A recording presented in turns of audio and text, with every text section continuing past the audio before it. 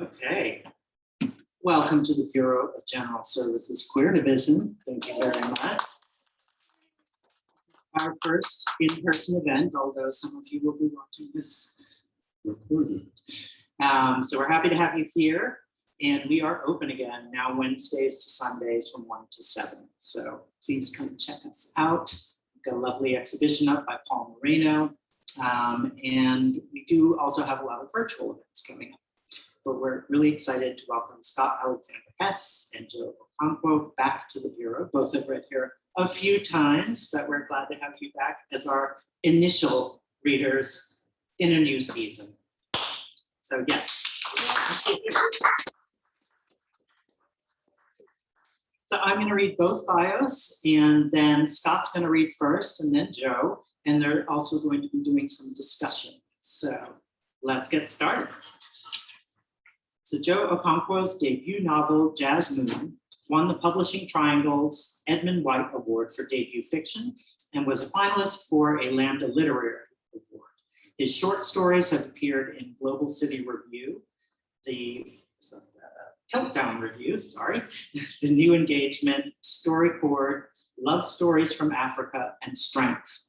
His story Cleo was nominated for a Pushcart Prize.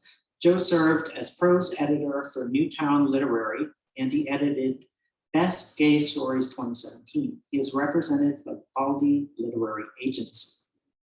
Scott Alexander Hess is the author of 5 novels, including Skyscraper, a Lambda Literary Award finalist, and The Butcher's Sons, which was named a Kirkus Reviews Best Book of 2015.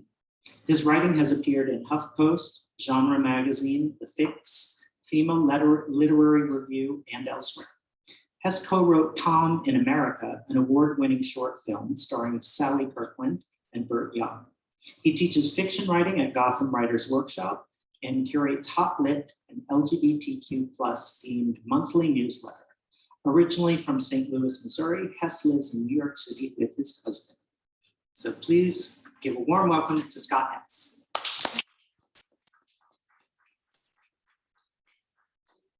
Thank you very much. I'm happy to be here. So excited to be here live. Thanks for having both Joe and I, and it's always a delight to see Joe.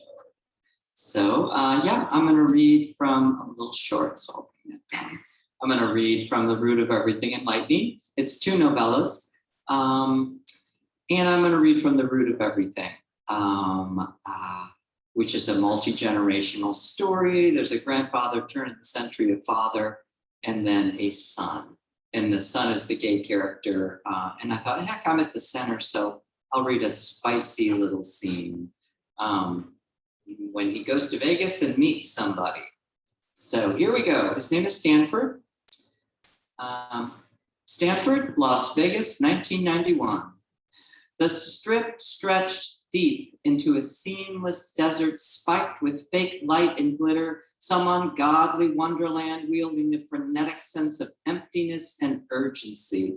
From on high in a sleek and soundless penthouse suite, Stanford imagined the landscape alive with the cries and howls of lost souls. He was terribly jet-lagged and had no appetite. Restless, he decided to go out. He had never been to Old Vegas and had read about a gay dive bar called Snick's.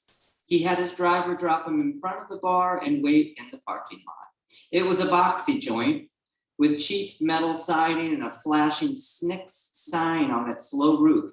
It looked more like a derelict convenience store than a desert roadside hangout. Inside, things were dark. A line of wood booths, a long rambling bar, a jukebox. The place was empty, save for a bartender and one shirtless young man alone in the back booth, shuffling a pack of large, colorful cards. The young man looked up and stared at Stanford. Stanford went back to the booth. I knew it, I just knew it. The cards told me a dark stranger would come into my lap, the young man said. Sit down. Stanford sat. The young man was a pale redhead. His long hair was shining with oil and pushed back in a thick mess. He was sinewy, lean, and well-built. He was young, maybe 20, Stanford thought. I told my friend Edna that something was coming for me today, he said. Didn't I, boss? Tonight is the night. Boss was a heavy-set bald man in a black t-shirt tending bar. He grunted. The young man laid out 5 tarot cards. I'm getting a beer, Stanford said. Do you want something? Gin on ice, the young man said. He looked up. His eyes were startling green, soft emeralds. Stanford got the drinks. He sat, and the redhead lifted each large, colorful card and placed it on top of the next until they made a neat stack. Stanford liked redheads, he always had. The young man's chest was very pale and smooth, which she also liked. He hadn't been looking tonight, but here it was. And he hadn't had sex for a long time, and he was pissed at Bo. I knew you'd come, the young man said. Boss snorted from the bar. He bothering you, Mr. Boss said. He's a little crazy. We're all right, Stanford said. The young man put his palms on the table and took a deep breath. He seemed to be taking the cards very seriously. He laid several more out, glancing up at Stanford, then he set down the deck. Can I have your palms, the young man said. I'm not really feeling these cards. He smiled gently, and for a moment Stanford got lost in those emerald eyes. He gave up his palms. The redhead studied them, then ran one finger along the center of each. You don't work with these hands, he said. But you haven't read before somebody in your life, somebody like me, a fortune teller. Stanford liked the feel of the young man's finger running across his palm. Let's go, Stanford said. I'm hungry. He got up and the shirtless redhead did not move. What else are you doing tonight? Stanford said, turning and striding out. Come on. You have a point, the redhead said, following.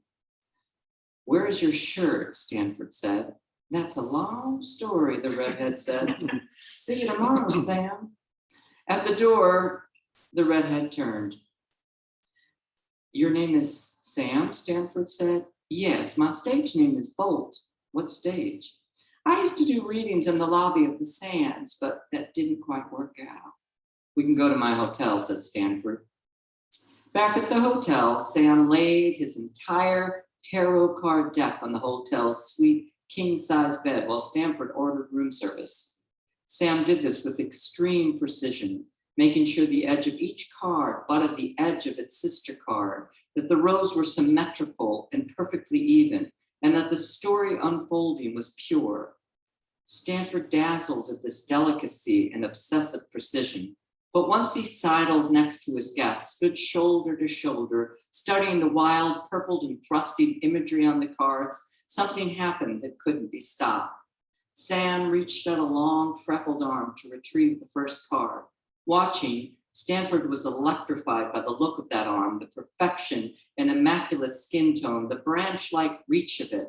Things crashed in his brain, lusty memories of swimming with Bo's year back, fucking through the years, frozen dangling tree limbs and icy howling moons, and Stanford welled up with a new and inexhaustible lust that had laid dormant for months, and he could not stop himself from guiding Sam onto the bed and covering him with his body, the multicolored soothsaying cards folding inward to touch their cheeks and curl under their arms as Stanford yanked at their clothing until they were naked.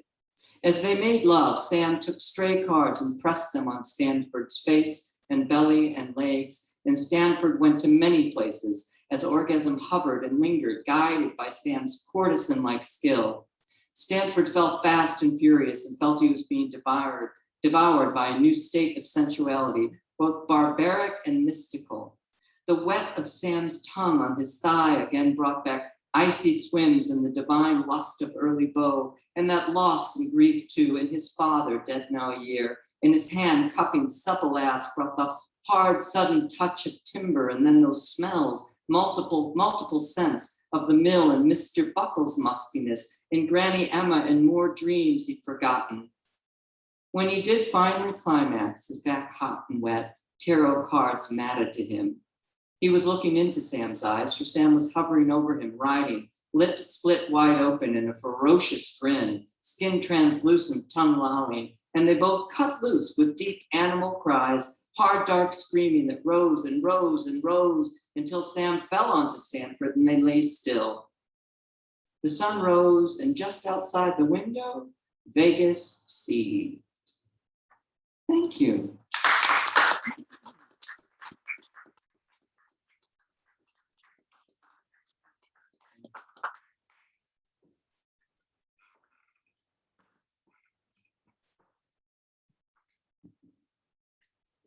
color, so I'm going to a little bit. Thank you. Thanks for watching. Good to be back here at the Bureau. This is my third or fourth time here. So my story collection is called Kiss the Scars on the Back of My Neck. I'm reading a short selection from one of the stories called You Can't Do That to Gladys Bentley. So a little bit of background. Gladys Bentley was a real-life Harlem Renaissance icon in the 1920s and 30s. She was a pianist and blues singer, and she also dressed as a man, both in public and in private. And she was openly lesbian, which was not all that common in the 1920s and 30s. And she even claimed to have married a white woman in an Atlantic City civil wedding ceremony. And she was also very raunchy. She was known for taking lyrics from contemporary songs and making them naughty and flirting with the women in the audience. And quite a few many times for the nightclub she sang in got shut down and they got raided by the police for her obscenity, because that was against the law. So this is the beginning of this story. You Can't Do That to Gladys Bentley. Gladys's fingers hopscotched across the piano keys, smashing out notes dunked in blues and dripping rhythm. It was her first song and her first set of the night. Her eyes hadn't yet adjusted to the dark club, the stage light's blinding glare. She couldn't see a thing outside the stage, but her explosive smile blazed as she winked and waved and nodded at folks in the crowd like she could see every face. They were too drunk to know any better. 8 years into this craze called Prohibition, and folks still acted like Saturday night was a bountiful Christmas with the ever-flowing, overflowing gift of bootleg liquor. Especially at clubs like the Clam House, where Gladys Bentley reigned, enthroned at the piano, moaning raunchy, sophisticated, bluesy jazz and jazzy blues from 10 p.m. till dawn. Her clothes were as sophisticated as her music. No gowns or feathers or horsehair wigs for her, no sir.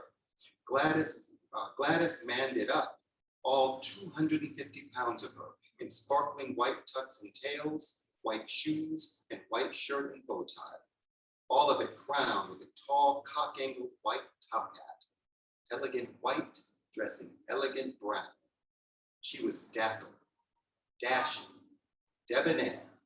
At heart, Gladys Alberta Bentley was a gentleman. Her backup band pumped and bumped, ornamenting Gladys's piano, lifting it till the melody soared. Gladys moaned out some lyrics. My brown bowl's full of berries, they're ripe and juicy sweet. My brown bowl's full of berries, they're ripe and juicy sweet. I stick my fingers in my berries, the juice knocks me off my feet. Someone licked my juicy berries, Lord child, I had a fit. Someone licked my juicy berries, Lord child, I had a fit. When they said, I'll stop it, Gladys, I said, please, oh please, don't quit. Her eyes had adjusted now. Clam House was packed, a cacophony of color. Whites up from downtown and Negroes down from Strivers Row and Sugar Hill. Men in suits and tuxes and chicks in flapper dresses with long strands of fringe drizzling off every inch. Negroes and whites mixed it up, drinking and breaking bread at the same tables. A Negro man fed broiled shrimp to a white woman, forking it into her buoyant mouth like feeding a child. A giddy group of Negroes and whites made toast upon toast with flutes of champagne like it was New Year's Eve. White-jacketed, black bow-tied waiters cavorted through the narrow spaces between the tables, noses high in the air, backsides swinging, one hand carrying a tray, the other perched on a haughty hip. A pair of white queer men on the east side of the room caressed each other's hands. On the west side, a colored pair locked lips. A mixed pair frolicked at a table in the middle. White guy on colored guy's lap. Colored guy's finger sunk in his boyfriend's mouth. Mannish women, bull daggers, white and colored, cut loose in suits and ties, their hair straightened, short cropped, slicked back, arms tossed around the backs of their chairs, legs spread as wide open as an invitation. Negro drag queens and white drag queens held court in royal, breathtaking regalia, made up like movie stars, styled wigs glistening, and those girls' gowns were more chic than anything on Fifth Avenue. The queen's curvaceous legs were crossed at the knee and swinging to the pulse of Gladys's piano. The Clam House, a rollicking black-white island oasis set back from a brutal mainland. It was protected, oh so thinly, by the inhabitants' madness for sex, their craving to cross boundaries, and their determination to desecrate taboos, and all of it galvanized by the inhibition-lowering magic of bootleg liquor. The place was packed all right. Every eye was glued to Miss Gladys Bentley. Of course, how could they not be glued to a 250-pound colored bull dagger smashing out blues? The spotlight made her smolder like a beacon in her all-white getup as she dished out bawdy blues. Got a deep hole in my floor. Come on, baby, don't you tease. Got a deep hole in my floor. Come on, baby, don't you tease. My hole is wet and muddy. Come on, baby, fill it, please. It was one of her naughtier songs, and that was saying something. The kind of Gladys Bentley tune that had got the Clam House raided in the past and would again. Gladys scanned the crowd. A couple of Negro stuff shirts walked out, snooty faces painted with disgust. Good, Gladys thought, means I'd done my job. And she'd done her job when the queers hurled back their heads so far with laughter, their chairs nearly tipped over.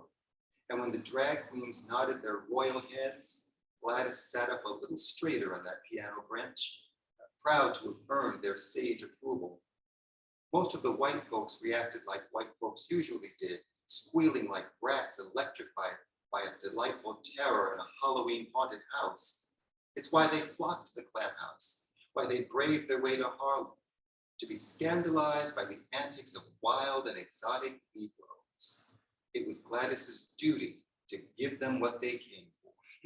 It was her pleasure to provoke, offend, shake shit up, antagonize the stuff shirts, challenge the highbrows who thought they'd seen and heard it all, disrespectfully let them know that there was no such thing. If you're good to me, baby, you can slide down my muddy hole.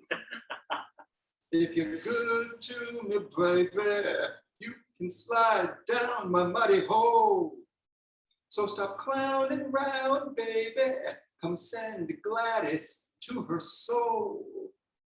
She pummeled the piano in an extended interlude, a transformation from bawdy blues to rip-roaring swing, from tongue-in-cheek irreverence to jazz combustion. Gladys closed her eyes, whirled in the music, got fucking lost in it.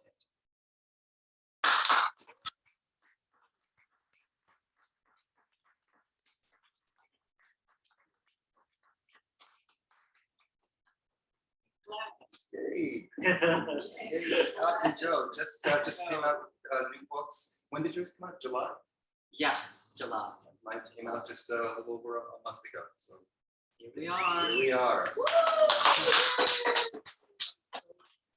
You've written what, 5 novels, or is this your 6th? Is this your 6th? This is number 6. Yeah. Okay. So after so many novels, so many long works, so what drew you to write something shorter? Yeah, short it. I guess we'll tilt it. Yeah, shorties. We're both shorties. I'm still looking for Gladys. I'm like, I think in your next reading you should bring Gladys and she should sit over here. It's like I really want to. I'm a little obsessed with Gladys now. But yeah, actually, it's interesting because my very let's see, the first novel I published began as a novella. But it's harder for people out there that don't write. It is harder to publish and engage publishers to take on a novella unless you're famous like Ian McEwan. Like a lot of his work, they are novellas, but they call them novels. So like Comfort of Strangers, it's like 110 pages, but they call them a novel. So my first one was Diary of a Sex Addict, and it's the only time that I looked at it and said, well, could I expand it? And I did it. I said, I'll expand it as long as it keeps it, it doesn't make it like, demean it, that it makes it a better book. And that actually did make it a better book. But then after that, I have written, there's 2 novellas in this one, and then Skyscraper. Don't Tell Lambda Literary, but it's really a novella, but we marketed it as a novel. And that was the one that was up for the Lambda Literary. I read that one in 1 day. In 1 day, yeah. It was like, so I like that. Come on in. I like that form, that shape. And when I write, it's, I don't really know how long it will be, but there's a rhythm to the story. And then I just sense it, I feel it. And I actually thought the root of everything with 3 generations and everything would be much bigger, but it's a non-linear book. It's out of order, and the tapestry of it just fell into place. And I had a few people read it and said, I like this length of it. Does it work for you? And they were like, yeah. So but what are some of the, like, as you mentioned, publishers are hesitant to take on a novella, and I think maybe to some extent short stories as well. So what are some of the marketing challenges or actually before you answer that, what was it difficult finding a publisher who was willing to take on novellas as opposed to a novel? Right. I'll answer and then you'll have to answer. Or I'll ask you a question. Yes. So this novella, nobody wanted just one novella.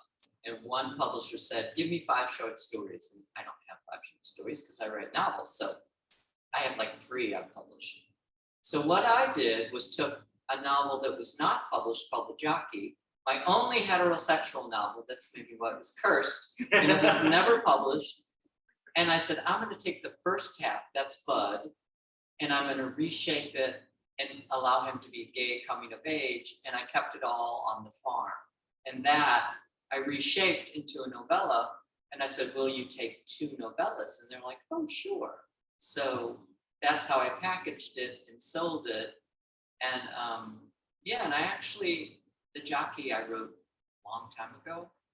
And I liked the new shape of it. Actually, I worked with an editor, and it's like, it actually is kind of nice to have him stay on the farm and then have this, he falls in love with the neighbor boy and all this kind of stuff. But yeah, so they would take 2 novellas, which also my friend, what was that guy that wrote Anis Nin? Do you remember that book that Letang put out? No. He did a novella and published it, and he was like, girl, you better add something more to that because nobody wants one novella. So so I did. It has definitely worked better. But you tell us, like, how did you go from a novel to short stories, and was it harder to get interest in the collection than it was in the novel? Well, I mean, a novel certainly is a bigger commitment because it takes longer to write than a short story. But there's a certain magic about short stories that I like. You have this whole world contained in just a few pages, as opposed to having 300 pages to let it unfold. I mean, I love writing both novels and short stories. I'm probably a novelist at heart. I think I decided to do a collection because I just didn't have, frankly, I have a 9-to-5 job, and I just didn't have the bandwidth for a novel, but I didn't want to not be writing anything. And it had been a little while since I published my debut novel. So I had a bunch of short stories that had been previously published. And so I decided to put those together and add some new ones. And so that's how this came about. But I'm currently writing my next novel, which is going to be, the subject is going to be the same subject I just read, but Gladys Bentley. She's Yes, I knew she coming would. to a full-length novel. I knew she'd come.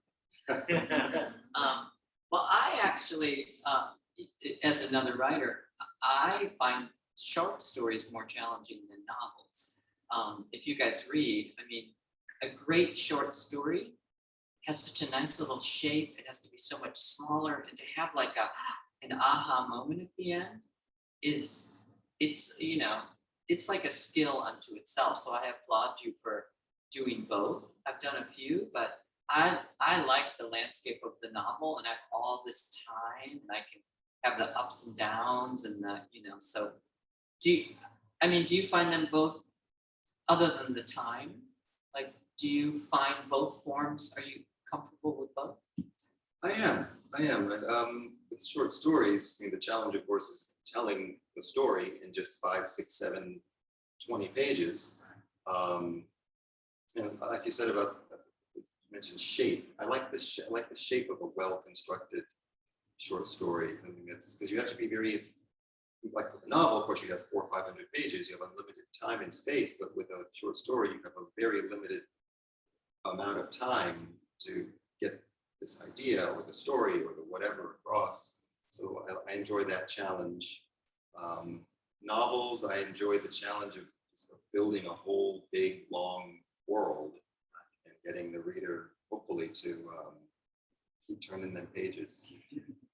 All 350 of them. Yeah. I don't know if we have any other discussion points, but What are some of the marketing challenges that you found? I mean, with me, with my novel, I found that I had a lot of pre-publication buzz. right. Not so much with this collection. I don't know if it's because it's a story collection or people aren't as interested in short stories. So I found this more challenging to market than my debut novel. So I'm wondering if you found that to be the case as well. I think a collection of stories is a harder pitch. And I did work very hard, and I also worked with the publicist, but I kind of tricked people. We called it the root of everything enlightening, and then kind of in small letters below, 2 novellas. So a lot of people just thought, oh, this is a novel or something. And it was a switch. It's like 170, 80 pages or something, or kind of like Skyscraper. It was the length of a novella, but we called it a novel. So I got away with, I think if it had been one novella, it would have just, but with 2, there's something about it that allowed it to feel like, oh, this is something full. And so, like the pitches she did and getting on the radio or things like that worked. And I think it's like in people's minds, like the people you're pitching are pushing on social media. It's like it just had to look a little fuller. But I mean, story collections are great. I just read Daphne du Maurier's Don't Look Now. She was an amazing short story teller. But they are a little harder to pitch, like get an energy around. Which actually kind of surprises me, because in today's landscape, entertainment, I mean, there's so many choices, and people are kind of overwhelmed with podcasts and TV and streaming. And so people's attention spans are smaller. So you would think that short stories, that shorter works would be very appealing, because you can read a short story in one sitting and feel satisfied. Right. So it's a little surprising that. I agree. I think that's odd too, because I thought, oh, the world wants tiny little snips, so they're going to want novellas, but that is an oddity, because I would have friends. I remember a friend, I sent him like 2 pages to read, and he's like, oh my God, it's so long. And I'm like, because that, it's like there is a generation that's like, ooh, girl, get it in a tweet or else I'm not keeping it. But then they also will be like, oh, well, isn't it a novel? I'll buy a novel. What I'm like, I actually had a short story, and you could just buy the short story. And they're like, oh, just let me know when the novel comes out. So it's an odd balance of like, keep everything tight and short, but then, well, if I'm going to dish out any money, it better be a novel dish. So good. Should we do questions? Any questions from the audience? What's next on the road show? What are you doing next? Let's see. Reading- Next, I'm reading gonna in the be next I'm gonna be location. reading in a cemetery this Sunday in Forest Hills, Queens. Ooh, With wow. Gladys. I don't know if I'm gonna read Gladys. Or She's not. gonna be there. Roasted Gladys. And then next month I'll be at in San Francisco at Litquake. I'm also doing a virtual reading with the Mount Vernon, Pennsylvania Public Library. So that's what's up for me. I'm doing an event at the Allentown, Pennsylvania LGBTQ Center, November something. All live, all Allentown. I've never been there, but sounds like something's kind of similar to this, and they have events, so I'll be off in Allentown.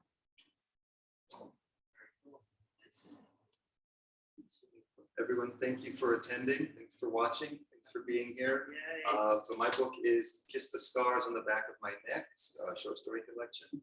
And Scott's book is The Root of Everything and Lightning, and I am ScottAlexanderHess.com. Oh, look, we have yeah. woo, high tech. And I'm joeokonkwo.com, and on Twitter, my handle is at JoeOJazzMoon. Yay.